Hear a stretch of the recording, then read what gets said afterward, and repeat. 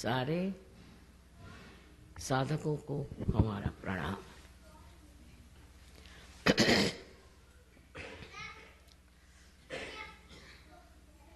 हम मंदिरों में जाते हैं भगवान के दर्शन करने और चाहते हैं कि हमें वो प्राप्त हो।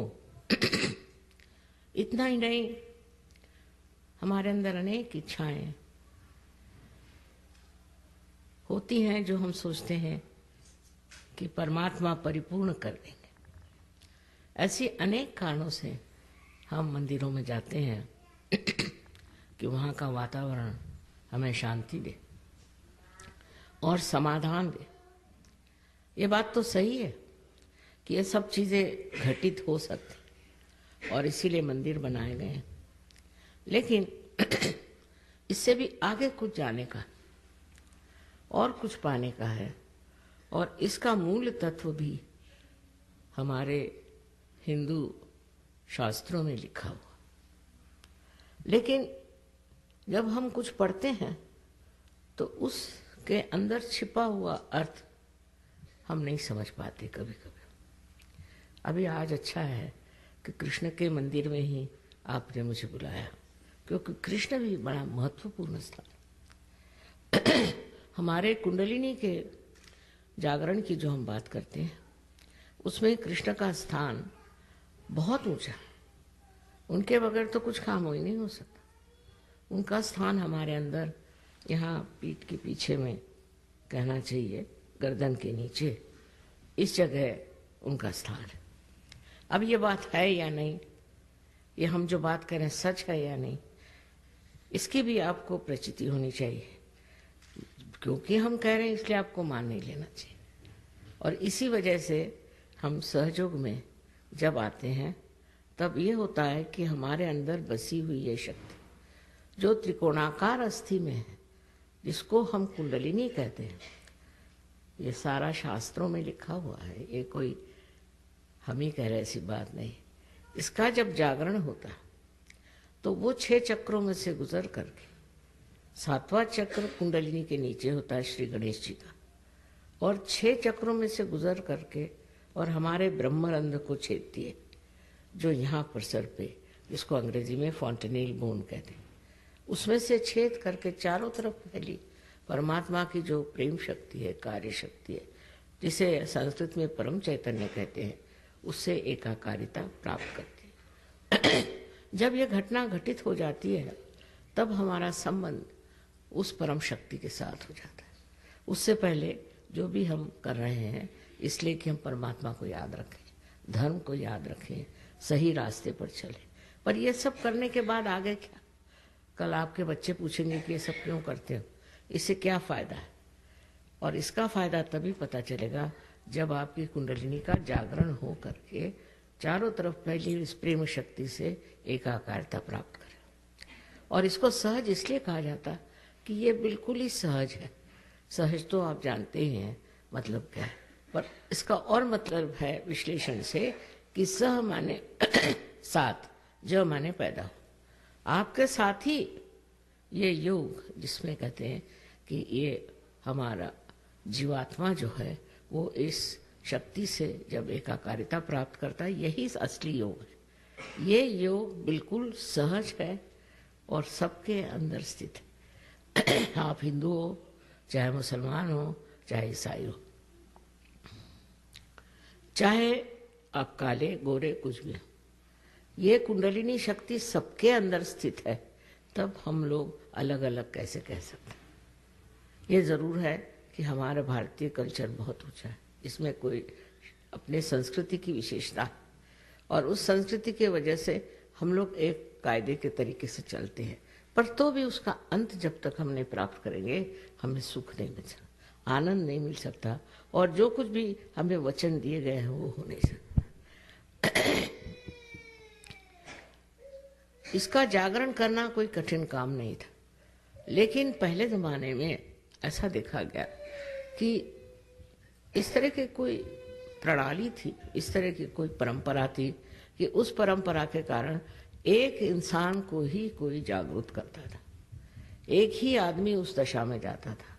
मुझे लगता हो सकता है उस वक़्त लोगों को ये भी डर हो कि कोई जागरूकतावस्था में चला जाए तो उसको सब लोग सताएंगे। आपने सुना होगा कि हमारे देश में जहाँ इतनी भारतीय संस्कृति है, किस तरह से हर एक अवतरण को भी और हर एक परमात्मा के भक्तों को भी, इतना ही नहीं पर संतों को भी लोगों ने बहुत सताया।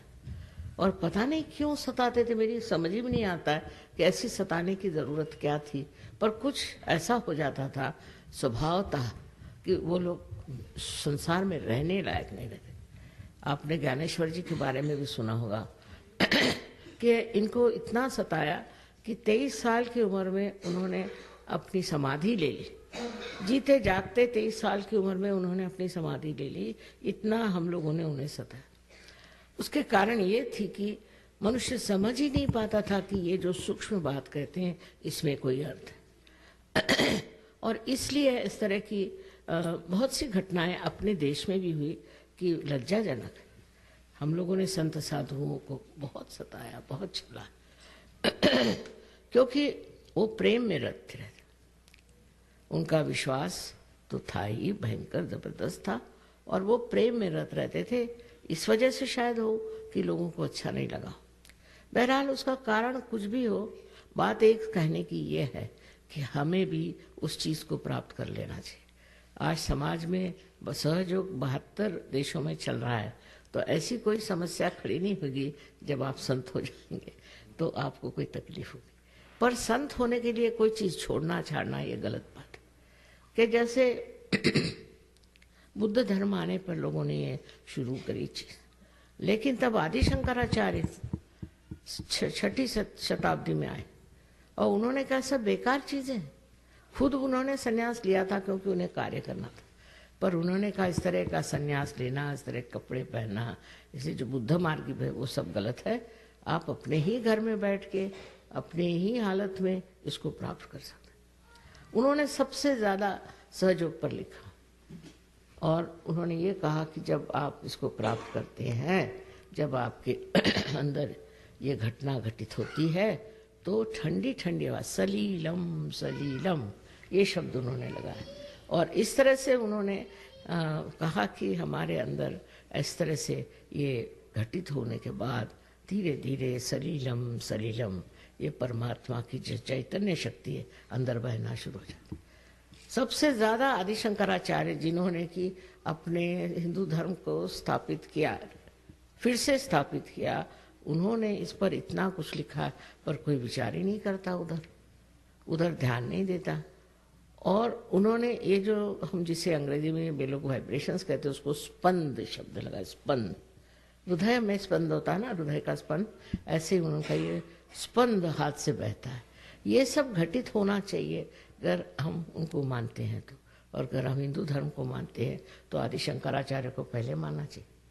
वो बड़े भारी देवी भक्त थे, ये तो बात है, और हम लोग सभी देवी भक्त हैं। और इसकी वजह ये हुई मेरे ख्याल के उसके बाद किसी ने इधर ध्यान ही नहीं दिया, किसी ने कहा नहीं, और दुनिया भर की चीज़ें कहना शुरू कर दी कि कुंडलिनी के जागरण से ये नुकसान होता है, वो नुकसान होता है, ये तकलीफ होती है, वो तकलीफ होती है। ये बिल्कुल झूठ, सरासर झूठ बात है। ऐसे कुछ नहीं होता। जिस परमात्मा ने आपको बनाया, मनुष्य बनाया, उनकी खुद की इच्छा है कि आप इसको प्राप्त करें। और ये आपकी स्वयं की माँ, अपनी अकेली माँ है, आपकी माँ है, और आपके बारे में सब कुछ जानती है।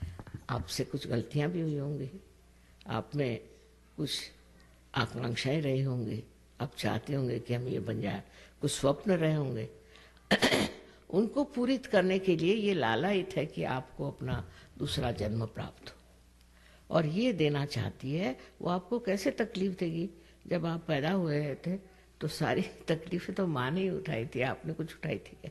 इस तरह की गलत सलत बातें, धारणाएं फैला करके लोगों को और भी वंचित कर दिया, हटा दिया गया कि असलियत के